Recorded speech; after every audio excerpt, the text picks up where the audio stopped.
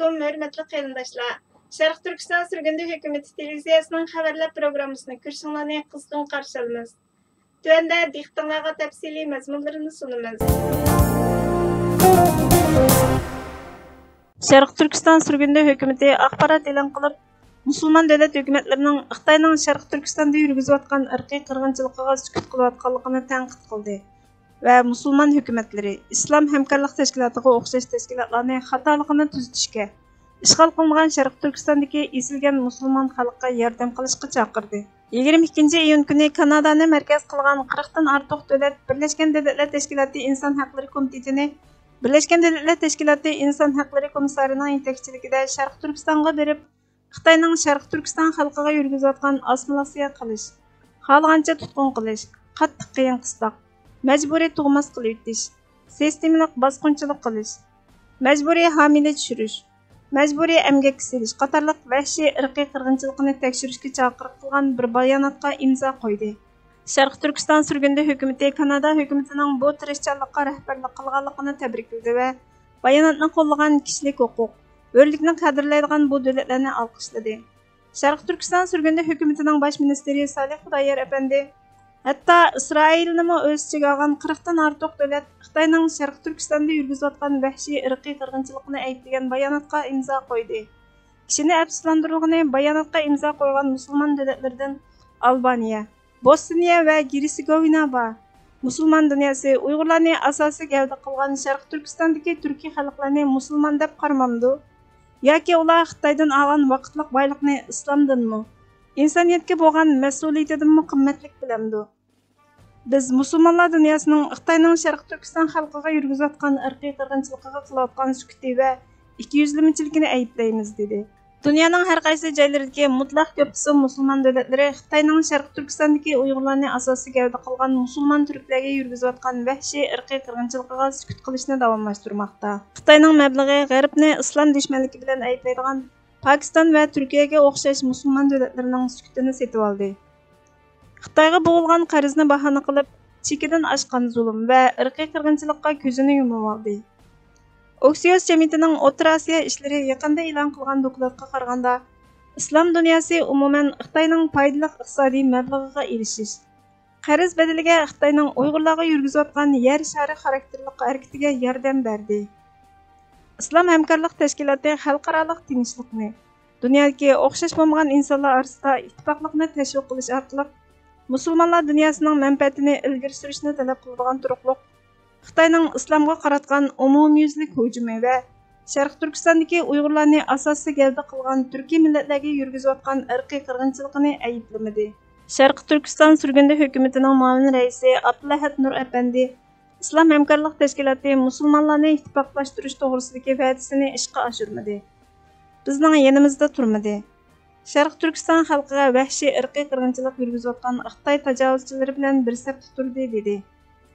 Şərq Türkistan sürgünlü hökuməti islom dunyosini bo'libmi musulmon hukumatlari va islom hamkorlik tashkilotiga o'xshash tashkilotlarni xatoligini tuzatishga va ishg'ol qilingan Şərq Türkistandagi ezilgan musulmon xalqqa yordam qilishga chaqirdi.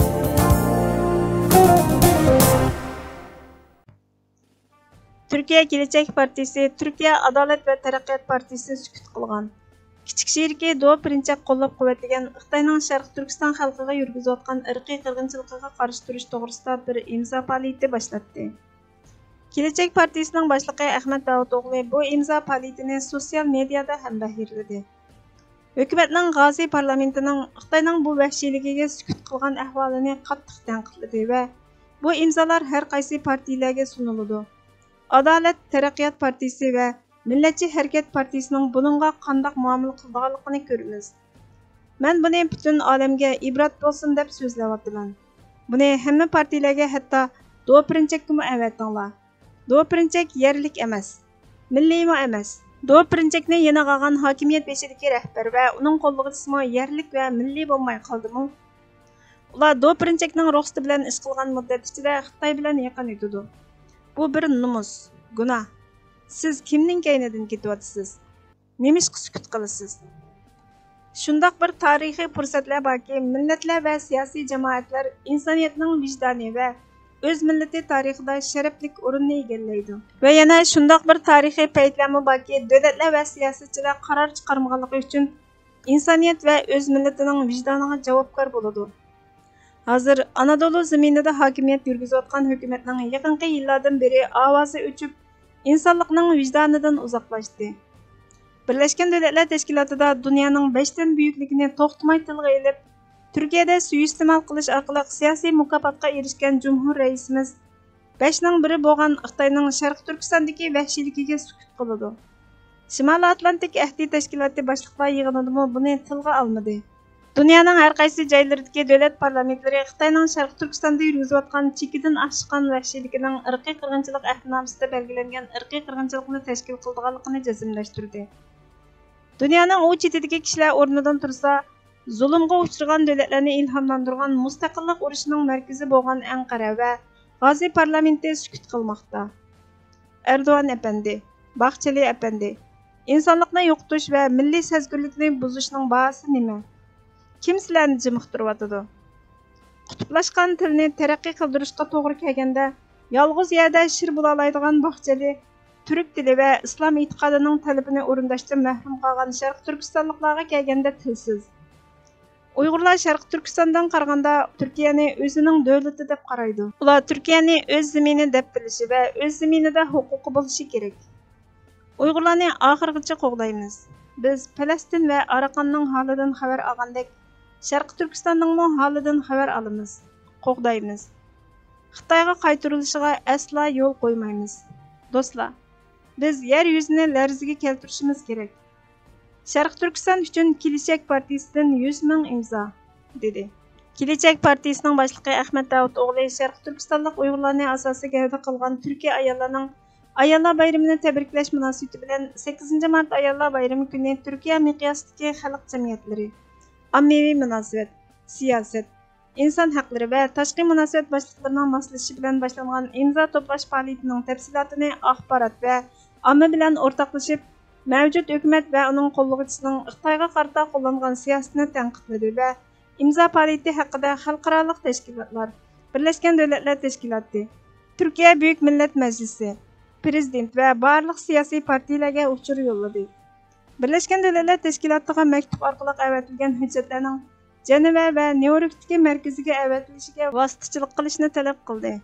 Kelajak partiyasining muavin raisi Abdulla Boshchi dunyo Sharq Turkiston uchun ovoz chiqarayotganda yolg'iz Turkiyaning sukut qilayotganligini ta'kidlab, biz Kelajak partiyasi bo'lish sifatimiz bilan ommaviy tashkilotlar bilan birlikda Sharq Turkistonda zulmga uchrayotgan xalqning ovozi bo'ldik. Har qaysi viloyatlarda imzo qo'yish faoliyati boshlatdik. Ammo valiylar, noya hokimlari buningga yo'l qo'ymadi. Ajaba ular yuqoridan ta'lim olganlik uchun mushundaq qildimi? Bu kishini o'ylantiradigan bir ahvol. Biz Sharq Turkistondagi qarindoshlarimizning lager va turmalarga qamalib zulm ko'rayotganligini bilamiz. Biz faoliyatimizning yuqori darajalik rahbarlarining Xitoyni ogohlantirishiga sababchi bo'lishini umid qilamiz. Buningga jasorat qilmasligini bilmaymiz. Buning uchun ajr qilganlarga rahmat aytaman, dedi. Kelajak partiyasining muavin raisi, tashqi munosabatlar boshlig'i Umid Yardim, men bu faoliyatning bu davlat rahbarlarining go'zal xalqining ovoziga vakillik qilishiga vasila bo'lishini umid qilaman. Butun dunyo aniq bir pozitsiya bildirayotgan ahvol ostida nima uchun bir turk boshliq bo'lgan Birlashgan Davlatlar Tashkiloti umumiy yig'inida Turkiyaning ovozi chiqmaydi? 3-oyda Xitoy Turkiyani ziyorat qilganda Sharq Turkiston masalasining tilga ilinib ilinmaganligini biz nima uchun bilmaymiz? Parlamentlar Sharq Turkistondagi irqiy qirg'inchilikni e'tirof qilayotgan ahvol ostida xalqi turk bo'lgan bu davlatning Sharq Turkistondagi zulmni tilg'imi ilib qo'ymasligi nimadan derak beradi?